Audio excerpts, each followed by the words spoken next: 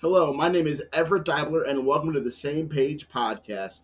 And as always, I'm joined by my co host, Susan Barlow. And the Same Page podcast is brought to you by the Ray Center, which is a technical assistance center that is focused on supporting youth and their families through the transition process. And the Same Page podcast really focuses on getting youth and their family together to talk about what they wish they knew then that they now know as their child works to go from school to adulthood and is really kind of thinking about what is life going to be as they truly become adults. So we invite you to enjoy this episode of the Same Page podcast. Hi, everyone, and it's Everett Deibler again, and I'm so happy to be back on the Same Page podcast with my co-host, Sue Barlow. Sue, you want to say hello? Good afternoon. How are you all? I hope everybody's doing great. Yeah, and I feel like it's been months since we've done an episode, but it's because we've been working on trying to line up some new ones, and I'm super excited to have I would say one of my dear friends on this podcast today, Hunter Steinitz and her dad Mark. And so, Hunter, do you want to introduce yourself? Absolutely. Hi, everybody. As Everett said, my name is Hunter, and I'm here with. Hi, my name is Mark. I'm Hunter's dad, and we live in Pittsburgh, Pennsylvania. Yep. Yay, a fellow Pennsylvanian. I'm so glad. I think you might actually be my first fellow stater, so I'm so happy that y'all are here, and I know that your story is going to be so valuable to our listeners based on kind of how we look at everything and what we do. And so, Sue, I don't know if you want to open with the first question or if you have anything else you want to say before we start picking on Mark and asking his perspective on things. So, one of the first questions I have to ask is, Mark, um, you're Hunter's dad, and when Hunter was born, can you give us a little bit of that story? Sure. Well, needless to say, it was a surprise, more like a shock. The good news, though, I think, is that I didn't have any prior experience. So, um, it was certainly a shock, and the delivery room filled up with the necessary folks to assist us and Hunter. But that being said, it just sort of took it in stride, if you will. Yeah, there's the typical after the fact sort of, gee, what did we do? What happened? The guilt, Mhm. perhaps. Gonna But I say. didn't deal with a lot of that because I didn't have anything else to compare it to. It was my first experience. So, okay, let's run with whatever this is. And that's really what it was like in those first hours. They Hmm. didn't know what they were looking at necessarily. There was one individual who said, I think it's some kind of ichthyosis. And we all went, what's that? That. But yeah, that was sort of how it came about. Hunter was 35 weeks, so an early delivery, which shocked me a little bit. In addition, Patty said, "Hey, my water broke," and okay, what's that mean? So fortunately, we had toured the NICU in the weeks prior as just part of the normal course. And so it wasn't totally foreign, although we were found in a good place at McGee Women's Hospital in the city of Pittsburgh, who at the time in 1995 had just received and started to utilize incubated, humidified incubators, which Hmm. was extremely instrumental in helping to assist Hunter in those first days. So I don't know if that sort of gives you some indication of what that was about, Absolutely. but yeah, it was, oh my goodness, now what? And then what? Well, I You set can't me up. remember exactly how much time we spent in the NICU, Hmm. but following that, I was home for Christmas, so. correct, born in October, home for Christmas. But in between, we were involved in something called Infant Transition Care Center here in Pittsburgh. And very fortunately, gave us the opportunity to learn specifics on how to care for Hunter's skin, what to look for, the day-to-day practical stuff, which again was startling, but not out of the ordinary for me because that was what it was. And we learned as we went. And fortunately, by the time Christmas arrived, Hunter was home. Yeah, very cool. Okay, thank you very much. Ab, you got a question there? Yeah, well, no, I'm just curious, Mark, too. Like, what has it been like, talking to Hunter about her disability as she grew up? Like, when did you first address that whole conversation with her? Or was she always like an advocate out of the womb? Like, I don't know. Like, I know who Hunter is now. But I would have to venture to say yes, she was that advocate from the very beginning.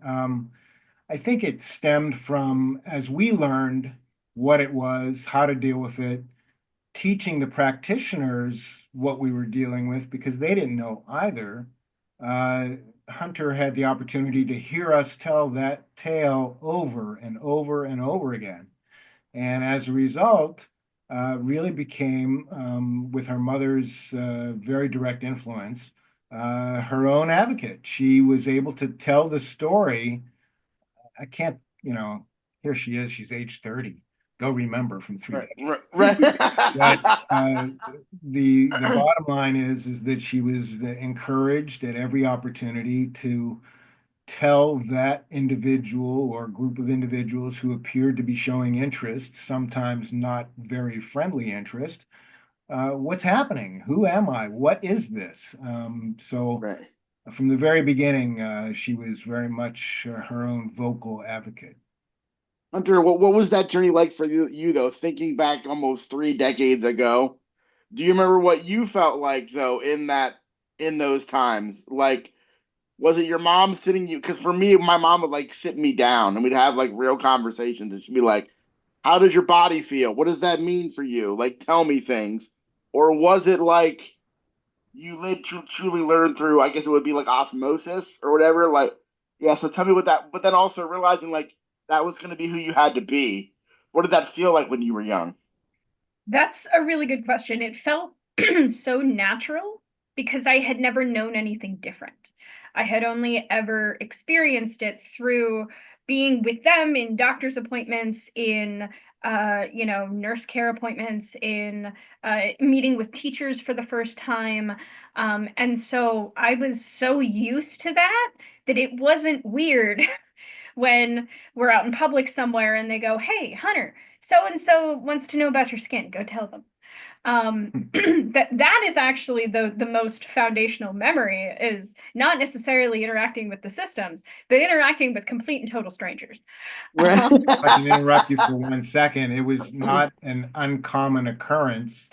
Obviously, Hunter's visual difference created the scenario over and over and over again, whether we were standing in line at the grocery store or walking on the street. And Yeah.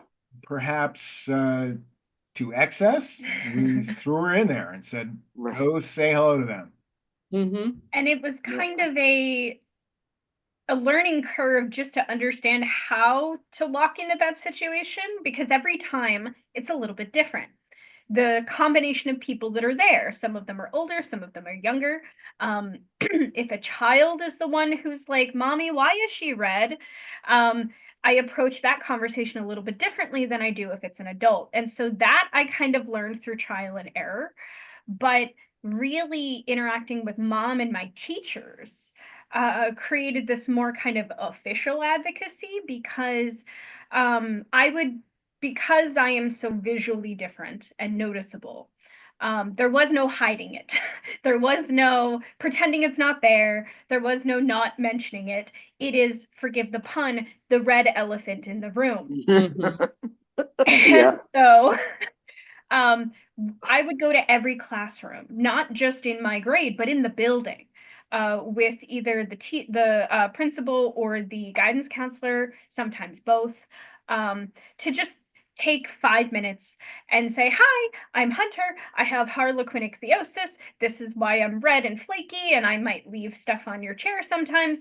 But I also like to play, and my favorite color is Yeah. purple, and I am a human being.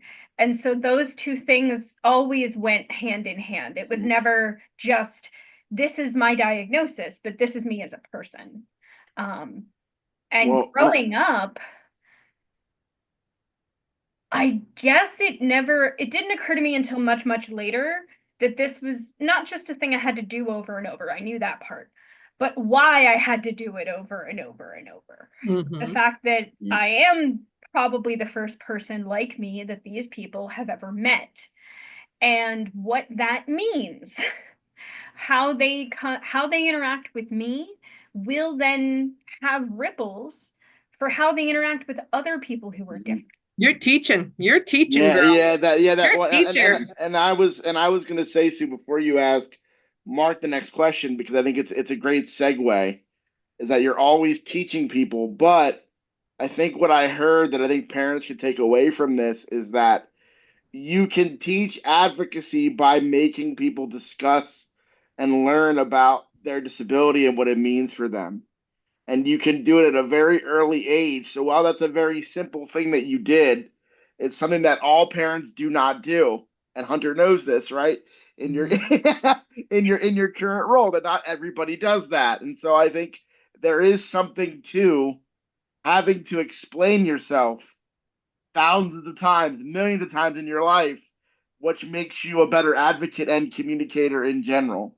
And And so if you're, go ahead, if I Hunter. can Yeah. just add really quickly, I never had the experience of not knowing what I had.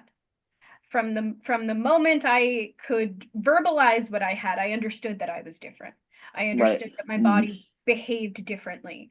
And so that was not a shock to me, that because I experienced it every day interacting with other people. And for parents, something that I want to encourage you to think about is your child probably knows they're a little bit different from the other people around them. They just may not have the words to explain it. And so the important part is giving them that language so that they can say, I'm a human being with this thing. Yep. And learning to accept that as part of themselves is probably the first and most important step to self-advocacy. So let me just ask a quick question to Hunter before I go on. When you did the walking around to classroom, do you feel like as a result of that, you were able to live a much more typical life with social relationships as opposed to people? Yeah. Yes, very much so, because I didn't have to deal with the floating rumors of, did you hear she has blah, blah, blah? Yeah. Or maybe she's a Martian, or some other weird concoction of their explanation for why I look the way I do. We got ahead of that really early. And even as an adult, I have people that will come up to me, total strangers, or who I think are total strangers, but who were in one of those classrooms ages and ages ago, and they remember me. They remember me, and they remember my name, and they remember my story, even if I have no idea who they are. It happens And a you lot. also don't know what influence you may have had on them as it relates to their coming in contact with other people who might look and act different. I was gonna say, Hunter, as a chair user, I can relate to this because I started telling my story to middle school kids. My sixth grade teacher read a book about a person who would go to be a camp counselor for a camp for people with disabilities, and he originally was scared of this whole. It's called The Acorn. People, look it up. And he was scared of the situation. Then learned that these people are just people, right? And it was a whole book about this. But she had read that book every year and then had me in class. And she asked if I would share my story with the class. And I did that until I graduated high school. And so, and I feel like it empowered me so much to share that with my classmates and future generations. And I feel like it led me to a spot that allowed me to be a storyteller like this. Like, and I feel like it's been invaluable, but some would say it's not, but I think that it was. And I can also relate to people making rumors about why you're this way or why you're not. I mean, I was told that I was like in a car accident, that I was like, skydiving or something. None of that's true. Right? Like no, like the story is way less It's amazing. not as exciting as all that, really. Right? I mean, so like I can relate so deeply. So thank you for sharing that, Hunter. I really do. Like, yeah. So, Mark, um, pretend you had a room full of parents, and you were giving some, or better yet, let's just say you met another parent who had a child with the same diagnosis, which I understand is extremely rare, and I don't know how many people are out there with the same diagnosis as you, Hunter. So it's unusual, but what advice can you think about that you could give them based on your past experience? Well, I think the easiest answer to that for me is to suggest to that new parent that they keep an open mind, that they recognize that they have a lot to learn, but they're not alone, and there are others who are on the journey ahead of them who, if they're willing, can Mhm. assist, if for no other reason than to just pay attention to what's going on further down the road. The day to day is very difficult, and sometimes you get lost in it. But when it comes time to talk, and I've had the opportunity through an organization that we're connected to called the Foundation for Ichthyosis and Related Skin Types, where I've actually been moderator for the dads group, where we sit in a Um, room and have the opportunity to share that experience. What's, you always think of dads, the tough guys, right? There's no emotion ever. Standing uh, with a stern face. Well, you put 50 guys in a closed room behind the door, and the emotion comes out. And worse. what you learn is that we're in it, and we have to find a way to get from point A to point B. Um, the very first time I recognized that there was something important in just being able to tell my story and share what the day to day is was, we're talking 2004, and one of these events in Kansas City. I told my story in this dad's group, and afterwards, like at least a dozen of them came over to me afterwards and thanked me just for sharing the tale. So, again, at face value, keep an open mind, recognize you don't know it all, be prepared to teach even the clinicians and practitioners because you're going to have to.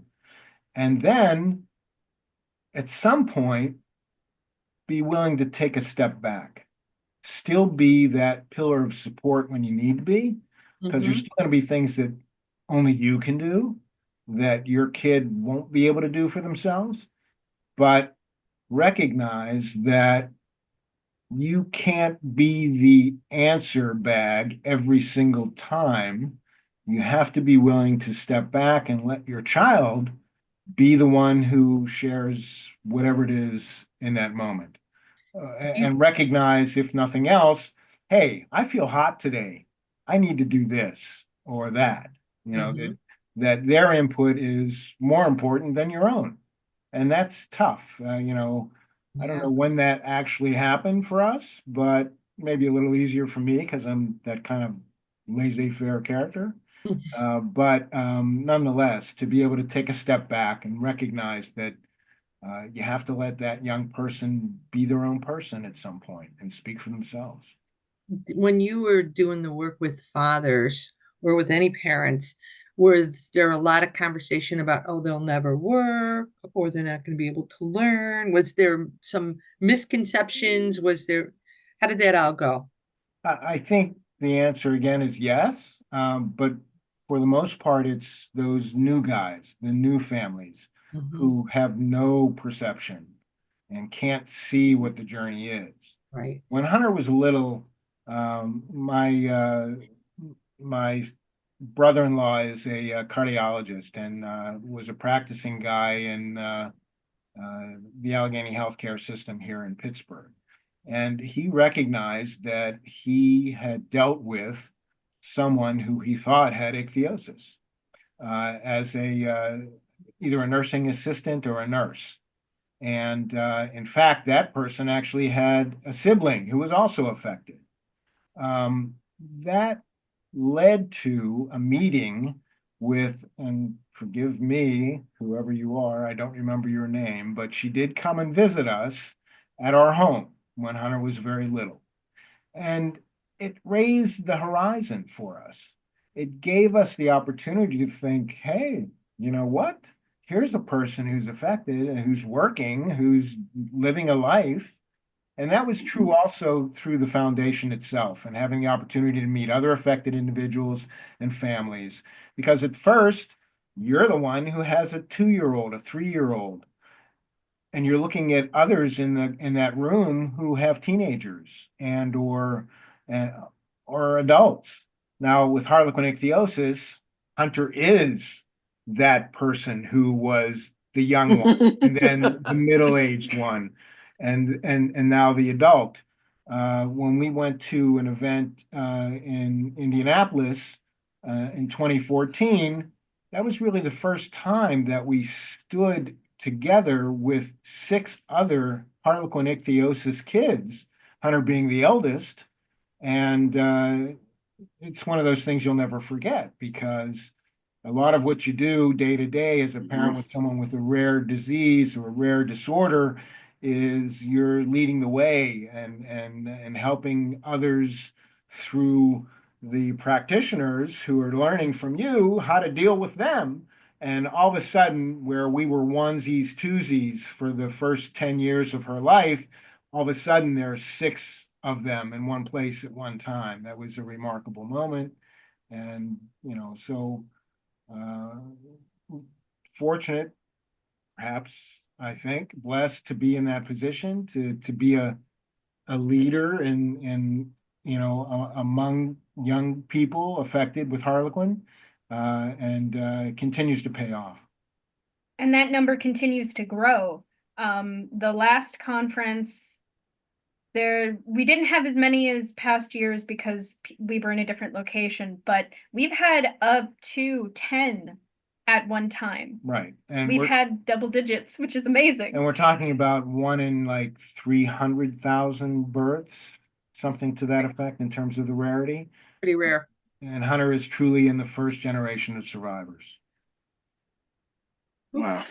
And so and Hunter, I don't want to not I'm trying to think of the best way to ask this and like transition from that very awesome point or very like thoughtful point that you are part of that first generation of survivors. And so what when you were younger, did you even think about your career and what it would be like? Did you even, and what was that for you when you were young? That's a great question because I didn't necessarily have that older role model who was exactly like me. Yeah. Right. There were older folks who had similar skin types to mine. Or I went to a camp for kids with skin conditions, for kids with disabilities. And so I got to meet a lot of people there and kind of learned what horizons could look like. And of course, as a little kid, you always get asked, what do you want to be when you grow up? Well, I can tell you what my answers were. I wanted to be a paleontologist. I wanted to be an Egyptologist. I liked those 2 things. And then I learned I would need to be in the desert, and I quickly decided that was not a good idea. Because my skin condition does not allow me to sweat. So that ended very quickly. But I also love the arts, and I actually spent time at the Performing Arts High School here in Pittsburgh. My bachelor's degree is in theater arts. And so for a time, I thought I was going to be in theater and acting because I really love storytelling and bringing characters to life and changing people's minds by showing them a new way to see a human relationship. And then I interacted with the acting casting system, and the fact that I could make all the best acting choices I could possibly make, but if a director is sitting between me and someone who doesn't have ichthyosis who made the same choices, they're going to pick them every time. And I didn't quite like being behind the scenes as much as I liked being in the middle of the stuff. And so I kind of had to figure out what that looked like, because I had all these extroverted communication skills. Part of it I learned through self-advocacy and on those early, explanation journeys. And some of it was just I'm an outgoing human being. That's who you are.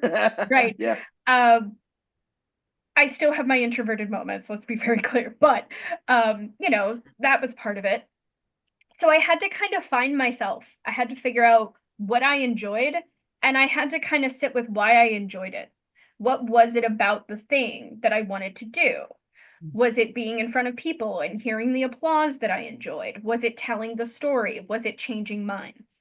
And so from kind of thinking through all that stuff, I was able to realize that what I really got out of it was I really enjoyed both telling stories and affecting the people's perspectives.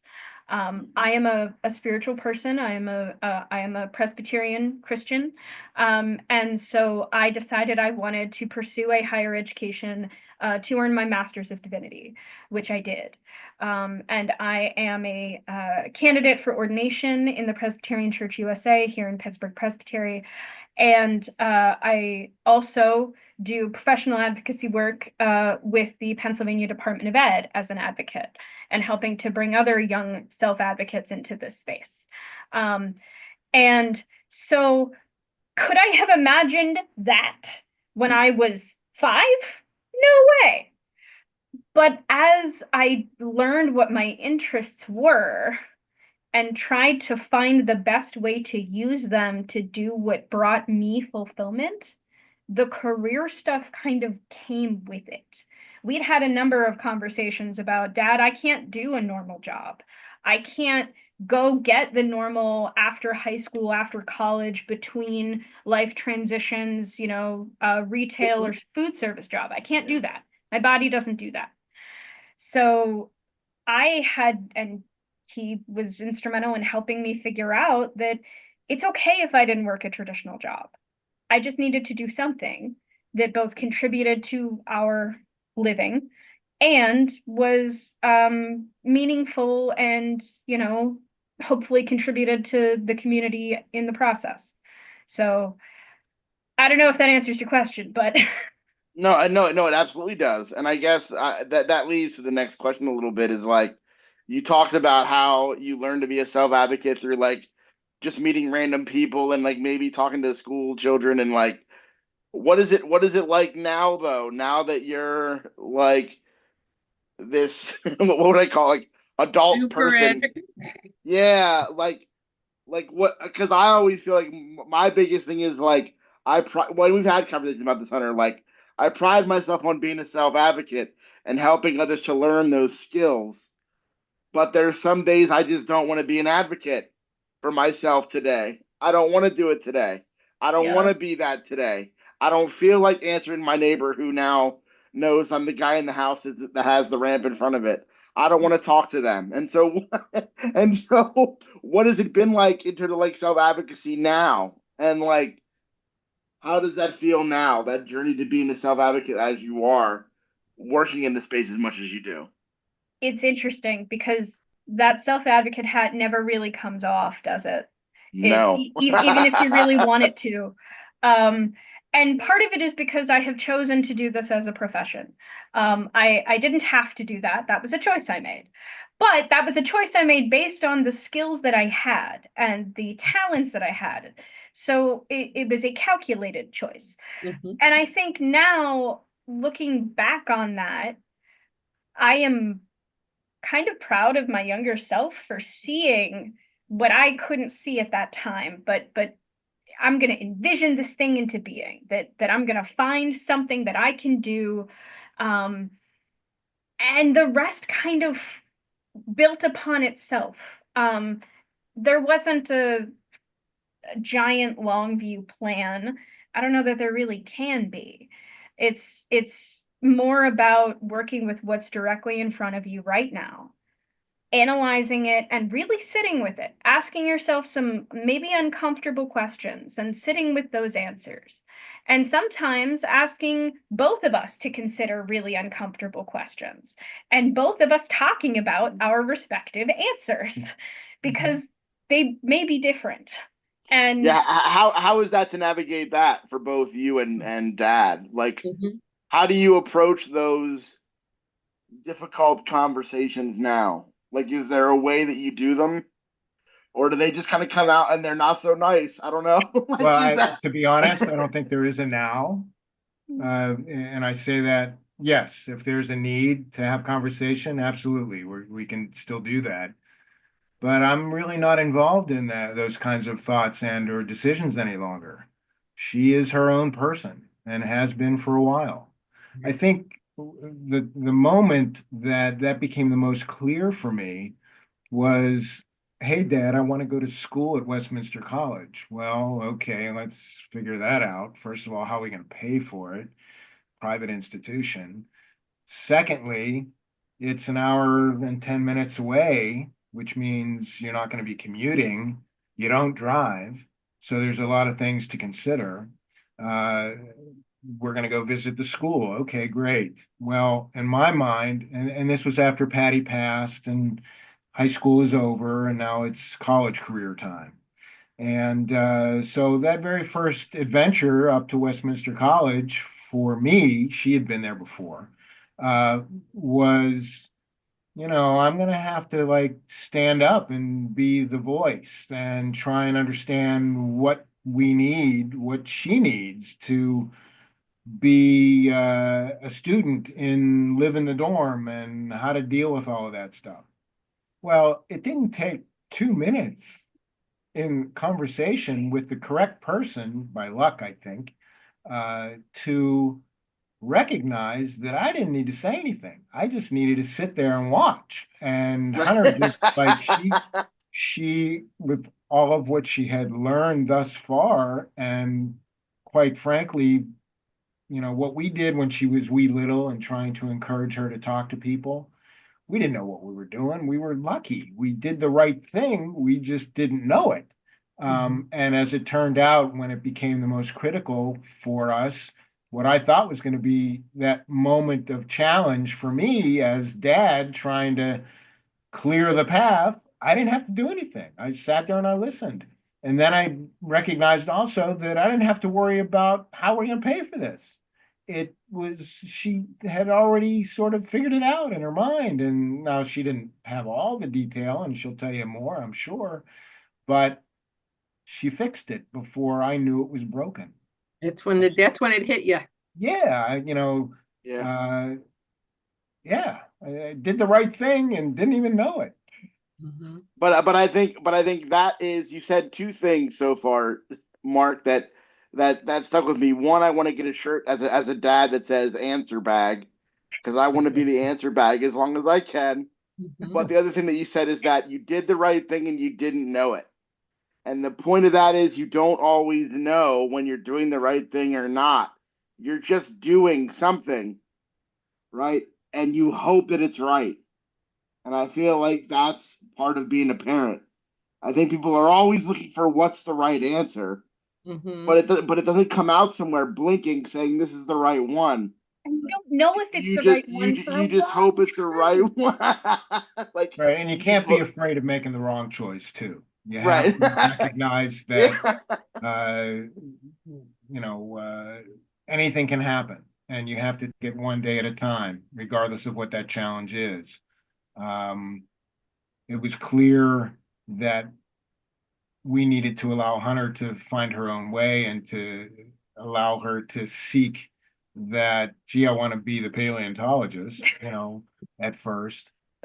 Even thinking back to those first days when she came to her mom and said, hey, I want to play softball. Really? Well, okay, that's fine, but You have ichthyosis, which means skin care and heat intolerance and all these other things that you have to take into consideration, but you find a way. So again, more advice for that parent who's facing some of those questions. You can figure it out. You just have to allow yourself to figure it out. You can't say, not sorry, can't do that. You say, all right, let's see what we can do. And that's what we did. Yeah, And go ahead, that Hunter. softball story is really important because I wanted to play with my friends. That's all I cared about. I didn't want to win medals. I didn't want to, be good at the sport necessarily. I wanted to play with my friends. And I was at a friend's game. That's what sparked this. And, I was hanging out in the dugout with her. And eventually she said, well, why don't you play with us? And I said, that's a good idea. Let me go ask mom. And I saw the look in her eyes when I asked the question, and her immediate response was to say, not a good idea. But she stopped. She said instead, her magic words, we'll see. The old we'll see. Yeah, and you know what's funny, Hunter, is that the title of this episode that I put it preliminarily on our run sheet for today was Positivity Matters, Being a Possibility Thinker. Because I already knew without talking to the two of you that this was going to come out some way. And Mhm. that's what you both are. And Mhm. even if, Mark, you would say, oh, I did this by accident, or I didn't try to do this, there is something to being a person that says, we'll see, Mhm. or we'll figure it out, or I don't know, let me try, instead of always saying, No, no, it's being possibility first. It's not shutting anything down. And there is a lot to be said. Again, it doesn't feel like it's a skill, but I truly believe that it is when you're a person trying to navigate this life. So I And just think that's so cool. Go ahead, Hunter. if I could just add, there's enough in this world that's going to tell us no. There's enough in circumstance and logistics, and you try to figure it out, and maybe you figure out that it's not going to work, right? Mhm. But not assuming that it's not going to work from the get-go. Try first. And even if you find that it's not the right path, you'll find something else in that process that'll take you down another path that you For didn't see sure. when you started. For Yep. sure. Well, I'm gonna tell you, this was amazing. You've answered every question we got on our little laundry list. I think, the advice you give to families is don't let's see. Let's see. Yeah, Yeah. keep going. I mean, you can't stop. You got to keep rolling. Yeah. Yeah. I mean, that I can't even tell you. Like, it warms my heart, Hunter. It's why I wanted to have you guys on this pod because I do feel like everybody we've interviewed has a different perspective on this thing, but I feel like you're the person that says it the loudest. and Mhm. so and so I'm like, I wanted that to radiate off the first episode we're having coming back to this now after taking a hiatus for a while. So thank you both for being here. Thank you both for your time, and we'll see you guys soon for the next episode